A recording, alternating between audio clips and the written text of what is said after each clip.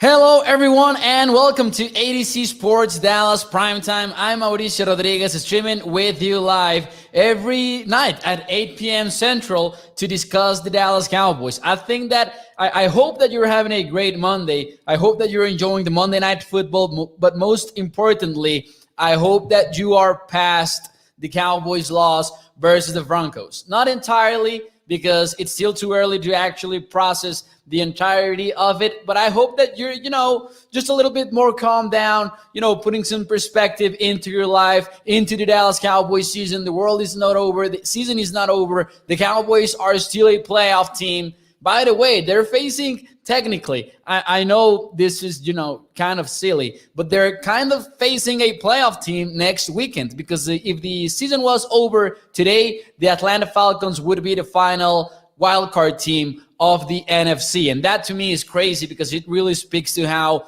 weird the entire 2021 NFL season has been for everybody. And a big reason why the Falcons would be in the playoffs if the season ended today is because they got the upset win versus the New Orleans Saints. So let's not take the Falcons lightly. The Cowboys learned the lesson the hard way this weekend, not to take any opponent lightly. Now, thank you for being here. Make sure you hit that like button if you're watching on Facebook, YouTube, or Twitter. Let your friends know by sharing the show that you are watching Primetime. And now that more of you guys are here, we can start the show officially. We'll talk about it all. We'll talk about whether or not the Broncos gave the rest of the NFL a blueprint to beat the Dallas Cowboys. It has been a topic of conversation today on Cowboys Twitter and Cowboys social media. We'll talk about why I believe the Cowboys can move on from such a heartbreaking loss versus the Broncos, and we'll get to Overreaction Monday as we do every week here on ADC Sports Dallas Primetime. So without further ado, let's go. Let's start the show officially.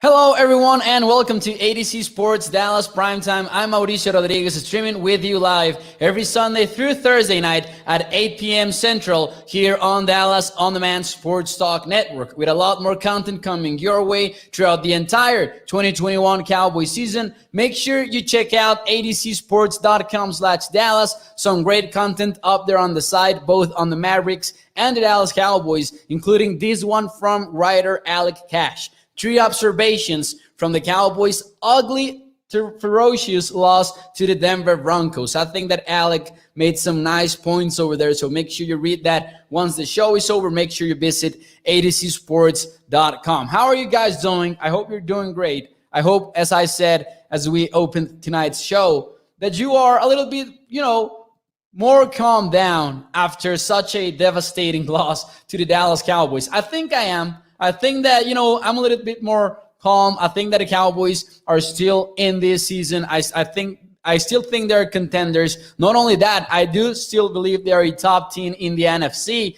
But we'll talk about some of the stuff that has come out today and some thoughts after watching the replay earlier today. It was a task to go through that replay after having to endure it on Sunday. It was no easy work, but I got through it, and I can't wait to dive into the All 22 tomorrow morning as well. What is up, Tom Downey? Thank you for being here. Tom Downey's burner account, of course. Zach Hodge saying, we're going to walk the Falcons. Hopefully that happens. It was a blueprint, says Rodney, because the question is, for you guys in the chat, the question is, do you agree or disagree that the Broncos handled NFL teams a blueprint after smacking the Cowboys in such a dominant win?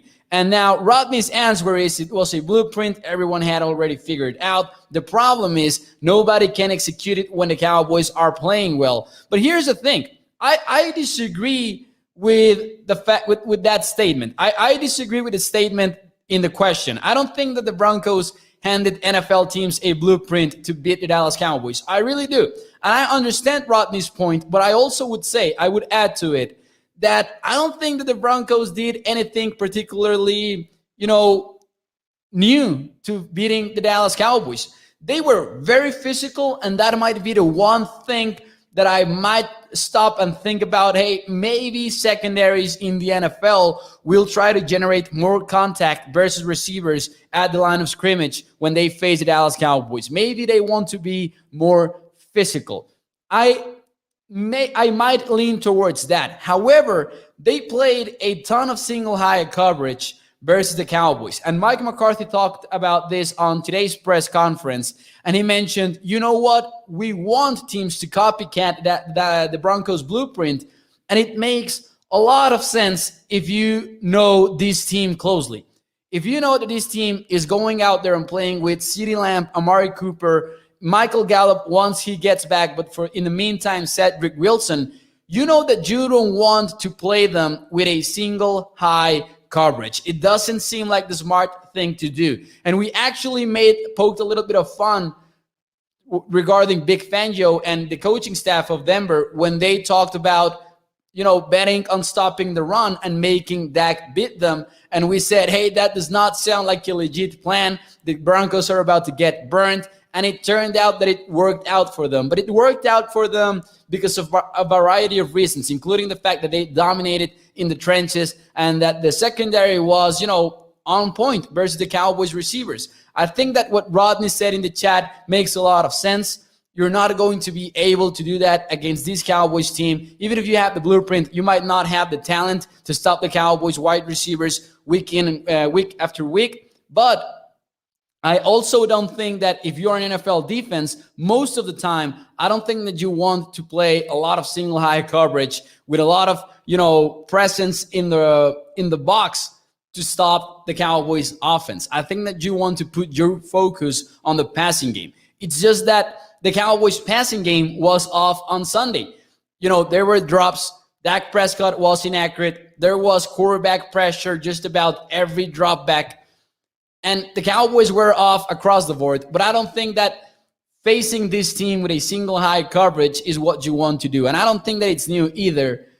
I actually think that you might be leaning towards facing this team like teams are doing so versus the Bills and the Chiefs, playing with cover two kind of looks and two shell defenses, I think that might be the trend actually in the long term rather than single high coverages. I just think that the Broncos dominated physically this game, and that is why it looks like they handed the NFL a blueprint, but I strongly disagree. Now, that is why Mike McCarthy mentioned on today's press conference that, I actually hope that teams copycat the Broncos. It is a copycat league, as we always have said regarding the NFL, and that might be the reason why many people are saying it, but I just don't see it. I don't see how the Broncos handed a blueprint versus the Cowboys. I think it wasn't the case. Zach agrees. He says, now we just came out with no energy. We did not execute anything correctly at all offensively. We handed them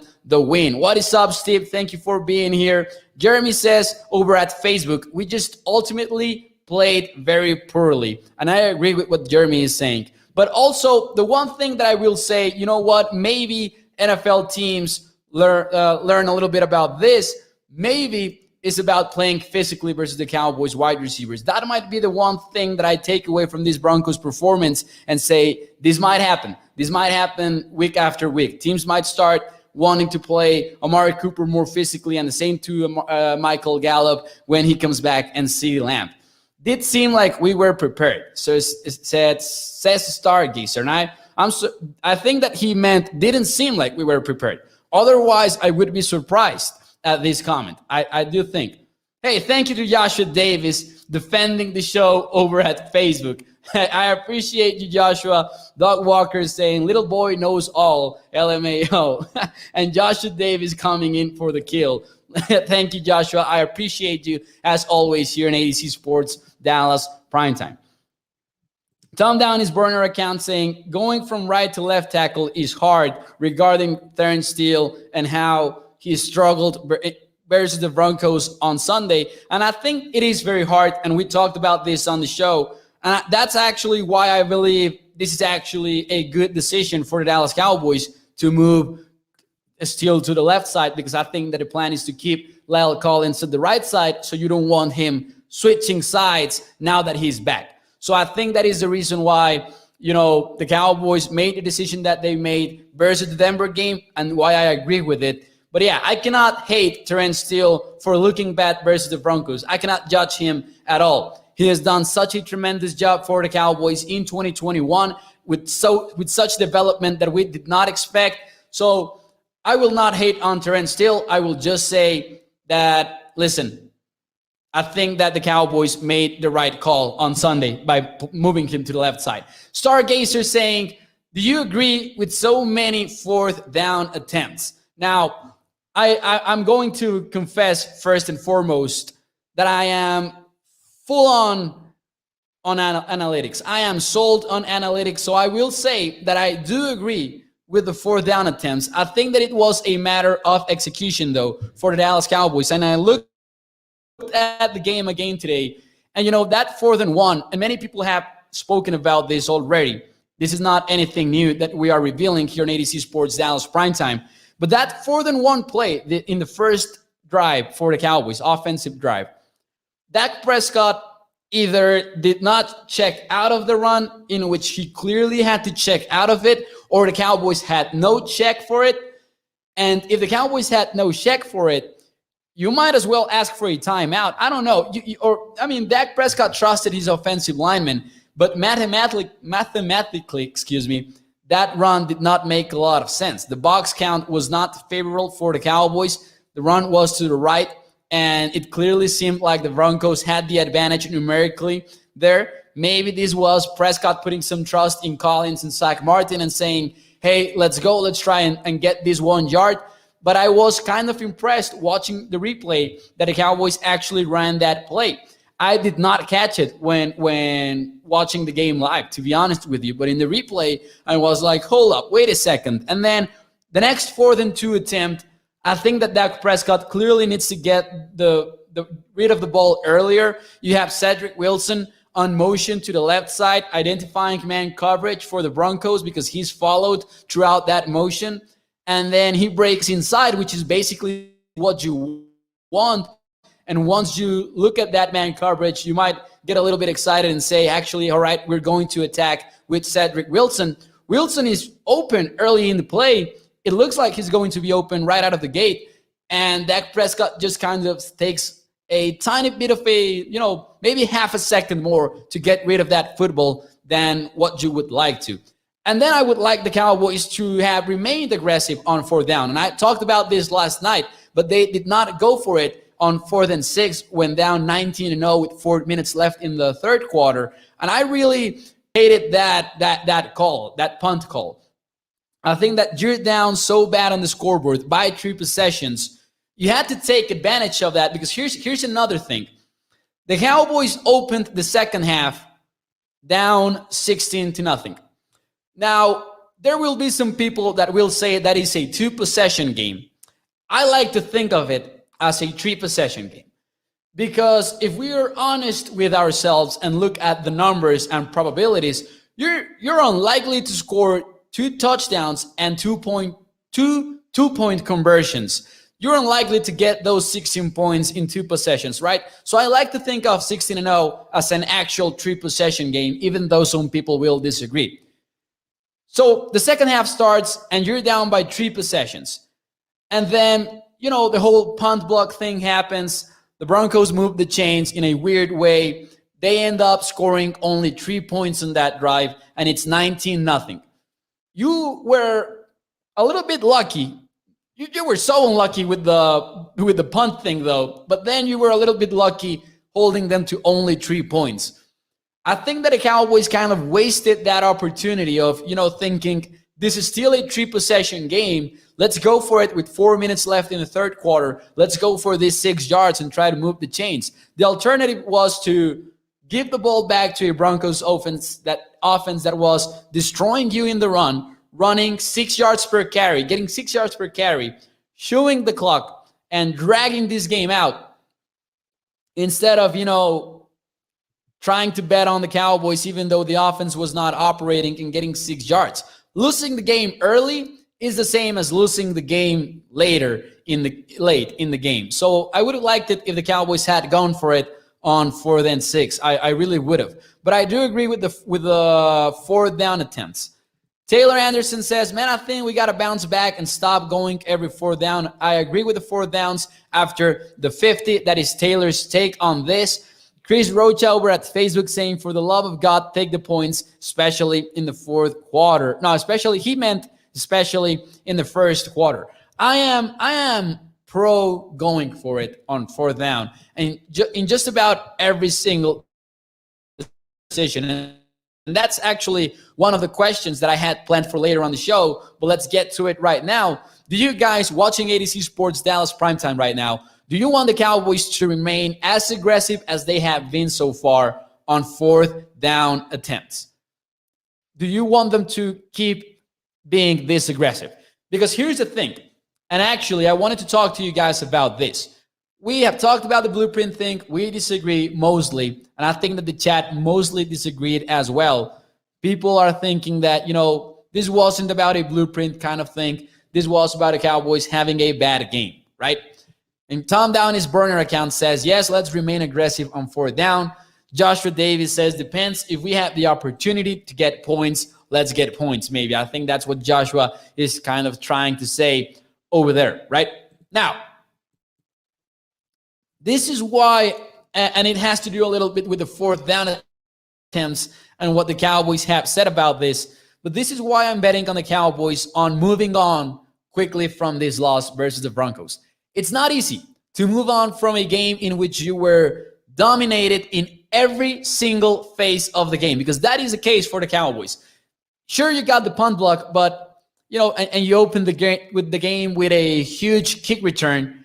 But after that, things were not as great in special teams. Actually, after that first drive stop that the Cowboys got versus Denver on that punt return, the Cowboys were about to fumble that football because that was a muff punt, but Calvin Joseph fortunately got his hands on the ball and got himself somewhat of a punt return, even though it was not very effective.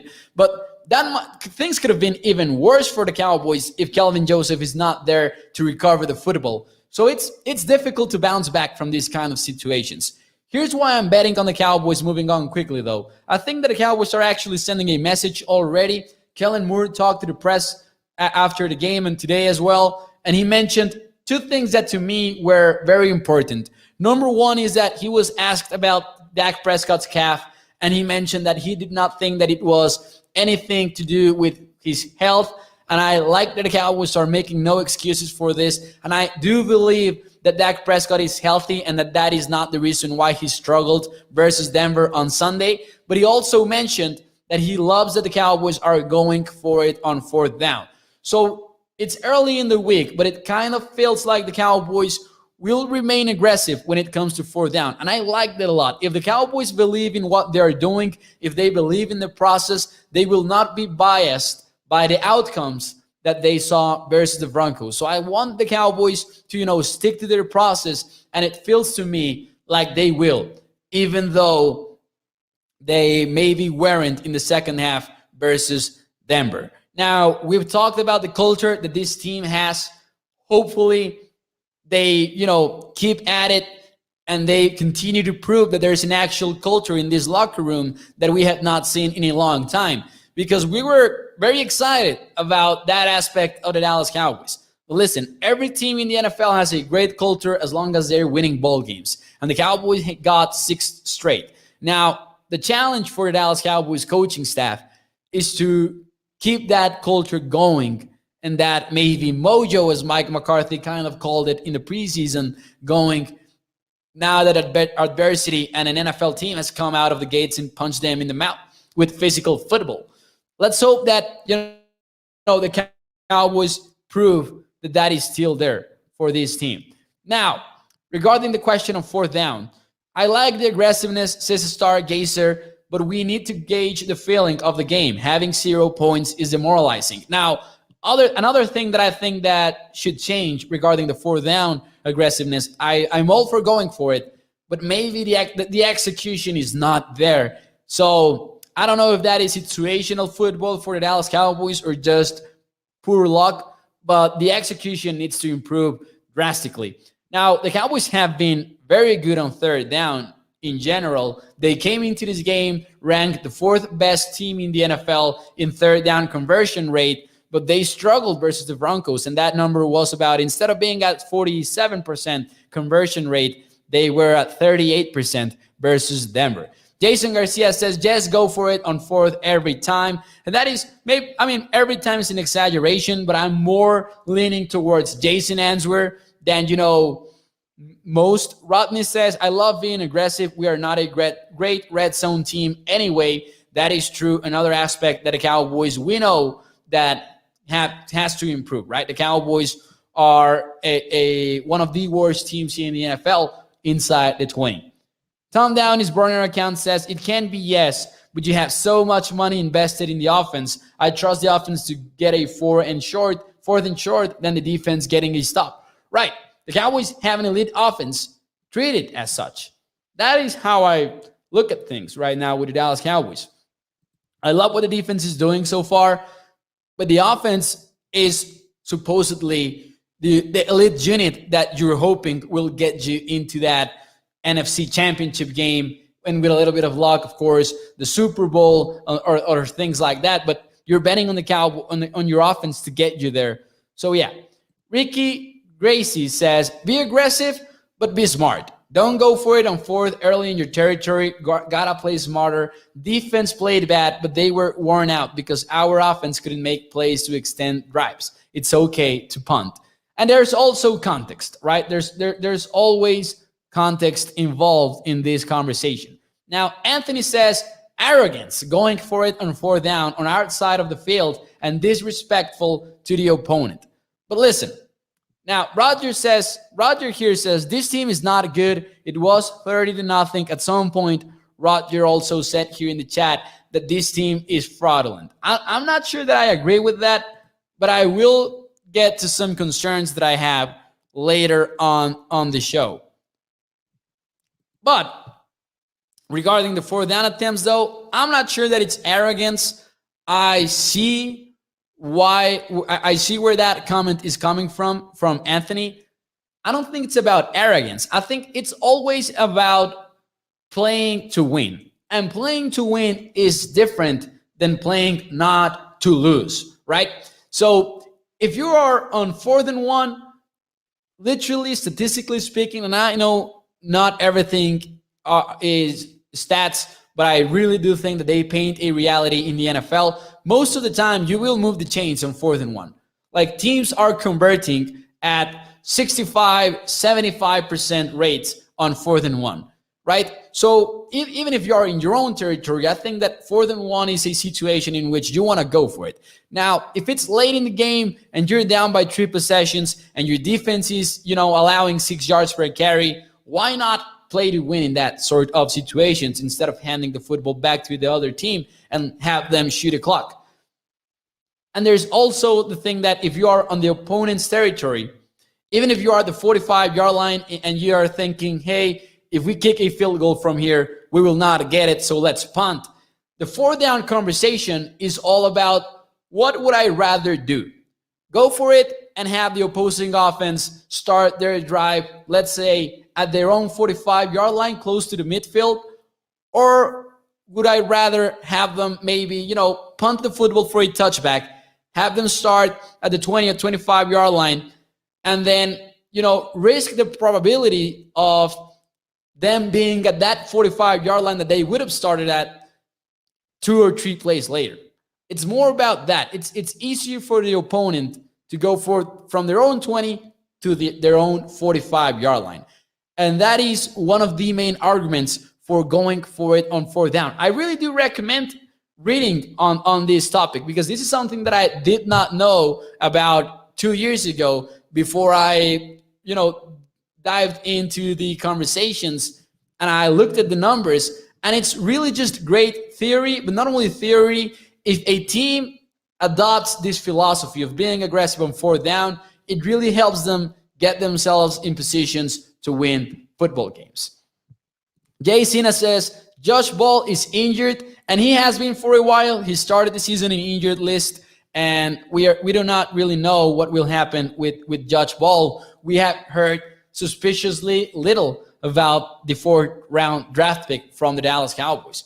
Interesting player who I would assume that if he gets back at any point this season, maybe he's the player that kicks Ty and Seke out of this team, because Ty has struggled in the preseason, and in the regular season versus the Vikings, he struggled mightily. So if Josh Ball comes back at any moment this season, I think that is it for Ty and Seke. I think that he's out of the team, because I think that Josh Ball at least is supposed to have enough talent to be a swing tackle in the NFL. The fact that he wasn't around for most of training camp, though, might be complicating his development as a rookie.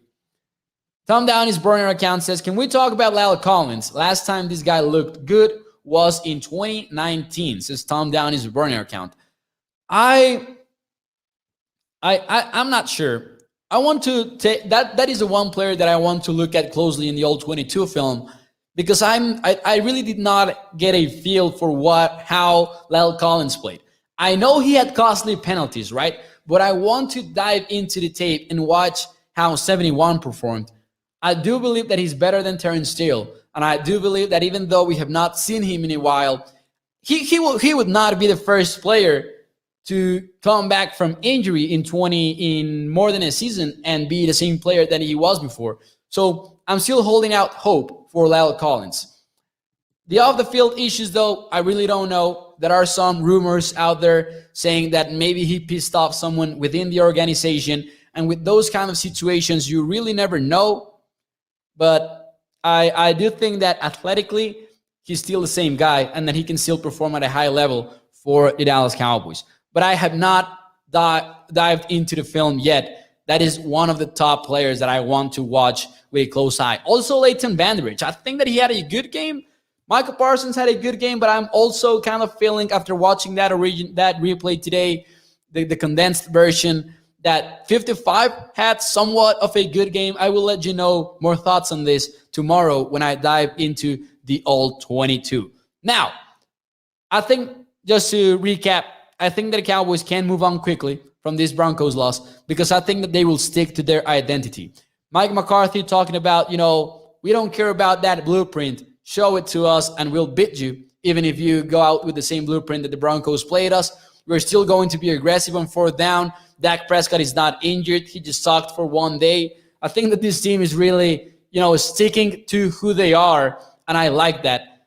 And they have a perfect chance to bounce back. Listen, the Falcons are 4-4. If the season ended today, they would be in the playoffs, but the Cowboys should be the better team on that football game, and hopefully the Cowboys get the better of them. That is a poor defense in Atlanta, and that is different than maybe they're not able to be as physical as the Broncos surprisingly were versus the Cowboys. So let's wait it out and see what happens on Sunday. Tomorrow we'll start talking more about the Broncos and taking some early looks at them and more. Eliu Varela saying over here, Cowboys have to play balanced football. Unfortunately, on Sunday, there wasn't a lot of opportunity to do so because the Cowboys offense was off the field for most of the game. Hopefully, on Sunday, they get back to a more balanced attack. Now, remember, a balanced offense is not 50% run and 50% pass. And as one of the most quotable coaches in football once said, Mike Leach, that is not balanced, because that is only 50% stupid, right? So hopefully versus the Falcons, they get back to being a truly balanced offense. In the short game, the deep game, the middle game, all of it. Outside runs, inside runs, play action, more play action, please. Hopefully that is the case. And hey, a few more seconds for Dak Prescott as well. I think that Prescott played poorly versus the Broncos, but also he was running for his life in quite a few of those plays, right? Cowboys Nation over here saying, we will be good. It's a wake-up call. We're out celebrating Canelo win. Now, I really don't want to mess this up. I'm maybe not even allowed to do this, but if my bosses are watching, I'm sorry, I need to do this. Watch that Canva that I have over there on the other wall. That is Canelo knocking out Billy Joe Sanders at AT&T Stadium when they actually broke the record for an indoor audience for a boxing match. But yeah, that was a great win for Canelo. Knockout win in the 11th round. I really thought he was not going to get it, but he got it versus Caleb Plant. Now the 168 belts are unified by the Mexican champion. I really love Canelo, guys. Fun fact about me.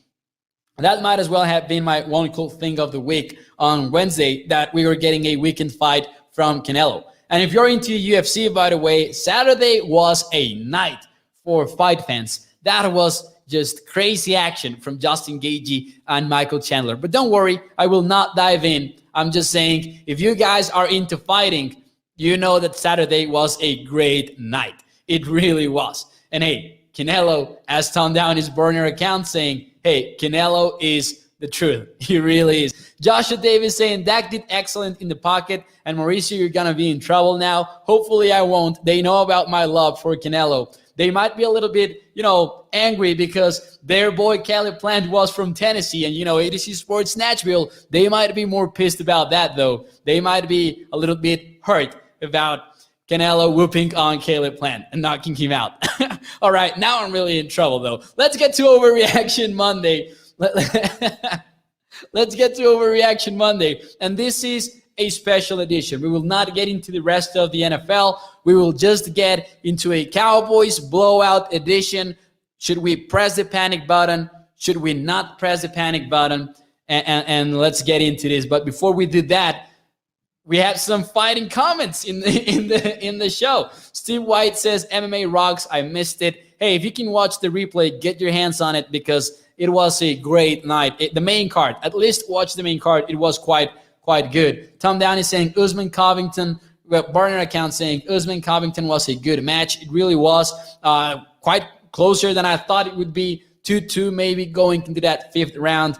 Love how the referee said to Colby, you're not getting more time. Canelo should coach the boys to be more physical because what I saw in Sunday very much lacked violence. I love this comment from Tommy. Jason saying Mexican fighters. How about Brandon Moreno as well in the UFC? Can't wait for, next January. Now, on Saturday, actually, we have a fighter who is from my hometown here in Chihuahua. Well, not really my hometown, my state. He's from Chihuahua, but he's from another city. So, Jair Rodriguez. I think he will be destroyed, though, on Saturday by Max Holloway. You never know, right? Sports. But hey, Anthony's saying, what about Kansas City, Las Vegas, and the Saints? I would expect to lose 2 division games. I'm thinking 11-6 or 12-5. Hopefully not. Hopefully the Cowboys close the season in a better way than that. At least 11-6 would seem a little bit low to me after what we have seen so far. Now, let's get into Overreaction Monday, Cowboys Blowout Edition. And you remember the rules. I give you one statement, and you answer it in the chat if you think it is a fair reaction or an overreaction after what we saw on Sunday. So let's go. First and foremost, the Cowboys wide receivers will continue to struggle versus physical coverage. Is that an overreaction or is that a fair reaction? And I think this is an interesting question.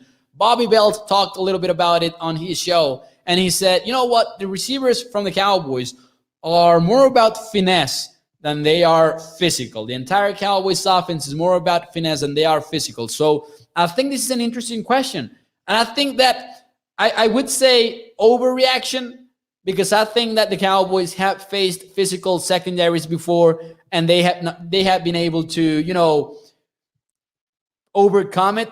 But I also believe that, as I said earlier on the show, if there is one thing that I truly believe that NFL teams might copy from the Broncos' so-called blueprint, in which we don't believe, is that they might be a little bit more physical. Cowboys Nation says that is an overreaction. Burner account saying, I think that is fair. Joshua Davis saying that is an overreaction. I'm leaning overreaction, but I will say that I'm not so sure.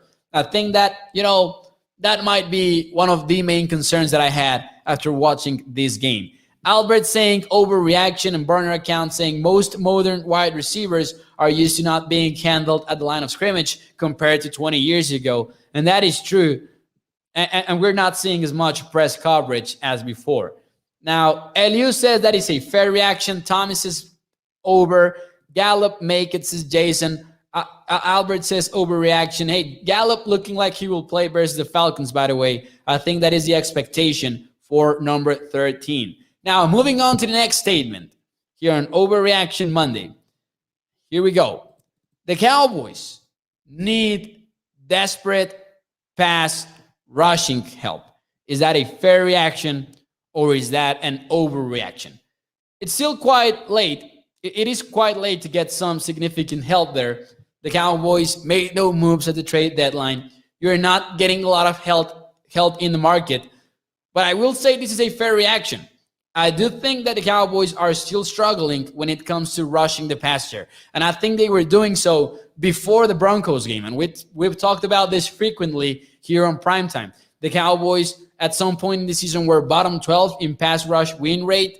They're not looking great beyond Micah Parsons and Randy Gregory. And the thing is, Parsons is not a full-time pass rusher for the Cowboys. He's playing a lot of linebacker, and he's doing it well. And that is the reason maybe why you want him to remain as an off-the-ball linebacker, or at least not as a full-time pass rusher.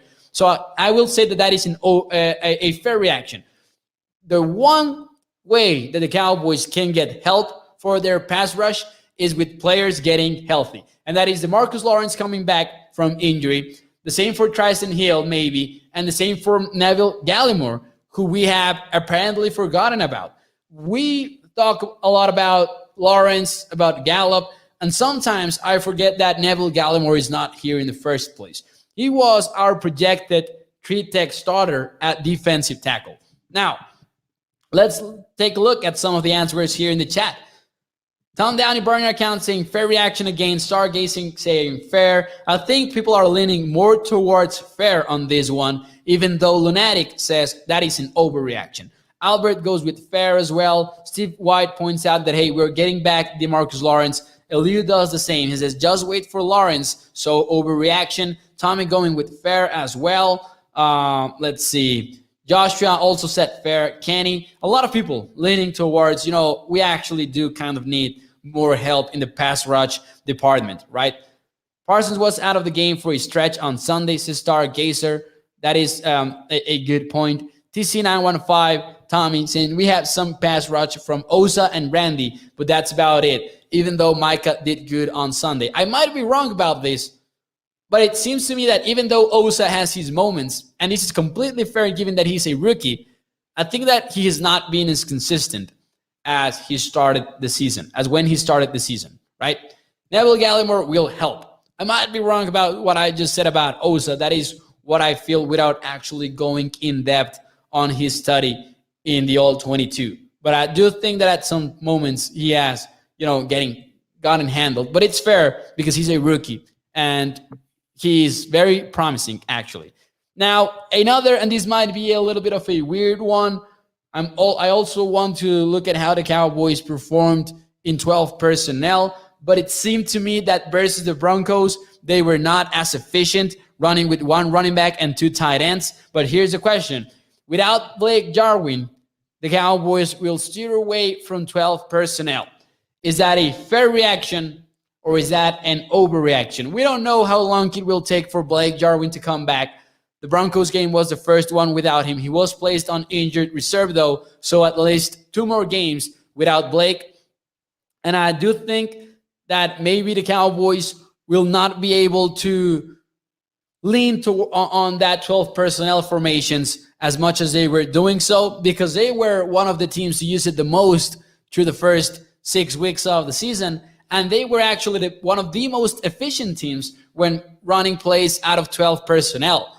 So I think that Sean McKeon can still perform for this team. So I will say that that is a fair reaction, but I'm a little bit concerned with the fact that I would much rather have, Jarwin and Schultz out there, because McKeon is not a great blocker either. He has good hands, but he's not an upgrade in the blocking game over Blake Jarwin, even though Jarwin has his struggles as a blocker. But I think that McKeon does not upgrade you even at that, and he is definitely a downgrade as a receiver, right? So, You know what? I'm actually leaning towards fair reaction. Maybe they still use it, but maybe not as frequently as they were through the first few weeks of the season. So I will say fair reaction on this one. Overreaction, saying over here Joshua Davis. How about Lunatic bringing this up? I think it is interesting. I had not even thought about this. Now we know how important Irvin and 77 are. Brent Irvin, an injury and a player that we might be missing a little bit more than giving credit for. Maybe not with the sacks, but he does get a lot of pressure, says TC915. Fair McKeon coming back from injury, says Lunatic. Albert Diaz saying overreacting. Probably first is Abraham Rodriguez. Over, we just got out our players. Stargazer saying fair, overreaction. Yeah. That is a good question, I believe. On the fence on this question, says Tom down his burner account. Hey, it was a good one. Jarwin and his upfield speed with worried defenses. Yeah, it would give Dak Prescott, that seam threat on these kind of plays. Okay to blitz, not obvious passing downs. We need to work on disguising our blitzing, says Anthony Gentiliao. I agree with the Lunatic. This is a young team, and we will have some inconsistencies. Now, one last one before we leave tonight. One more. Dallas Young, what is up? Thank you for joining the show. Coming in and saying that's an overreaction. All right, one more. And I'm pretty sure how this one will go before we leave tonight on Primetime. The Cowboys will never again, I'm not talking about 10 years, 15 years, 20 years. I'm talking about never here, guys. The Cowboys will never again wear the red stripes for any kind of game. Is that a fair reaction or is that an overreaction? I just had to include this one way or another on the show. That red stripe will get a fame of its own after what we saw on Sunday. So I certainly believe that this is a totally fair reaction. I will say that is a fair reaction. The Cowboys will be somewhat superstitious about it, and then they will never use this red stripe. That is how I believe this will go. Now, people, at least the first couple of answers are disagreeing with me. Stargazer says that is overreaction. Tom down his burner account saying Jerry loves money. He believes he makes a good point. They will, says Steve White. Overreaction, says Joshua Davis. Let's hope not, Rodney. We lost the NFC Championship game in 76 all season with the red stripe. Overreaction, says the Lunatic. Hey, I would like to get to that NFC Championship game. Albert says fair, and Cowboys Nation goes with fair as well. We had to include that one way or another. So, guys, before you leave, make sure you hit that like button. Make sure you share the show. If you're watching on Facebook, YouTube, or Twitter, let your friends know that you're watching ADC Sports Dallas Primetime. Jason says, burn it. Not only never wear it again, but actually burn this red stripe. RV Nightmare saying the red stripe has nothing to do with how this team performed. Well, obviously, it is more of a joke than anything else here on Primetime. So I agree with RV Nightmare. It has nothing to do with it, just like the Navy jerseys have nothing to do with it, but still they have this cursed fame of their own. But I agree with RV. We're not seriously suggesting here in the show that it actually impacted the game. Thank you, guys. Thank you for being here on the show. I do agree with Lunatic, though. I'm not a Rowdy fan. I'm sorry, Rowdy. If you're watching Primetime, I'm sorry, but I'm not a fan of you. Anyways, guys, thank you for being here. I appreciate you guys. Thank you for joining ADC Sports Dallas Primetime. Make sure you check out adcsports.com/Dallas for more Cowboys content. I really hope that you guys check this article out from Alec Cash on 3 observations from the Cowboys' ugly, ferocious loss to the Denver Broncos. Make sure you check that out. We will have more thoughts on the Cowboys tomorrow night at 8 p.m. Central. And maybe we take an early look at the Falcons. I don't know. Listen, I'm not underestimating any team anymore here in the NFL. After what we have been seeing around the NFL, including what has happened to the Cowboys, I am not putting anything besides the Cowboys. So thank you guys for being here. I will see you tomorrow night, 8 p.m. Central. Hope you enjoy your Monday night. Hope we get a good second half of football on Monday night. and I will see you guys tomorrow, 8 p.m. Central. Thank you, guys.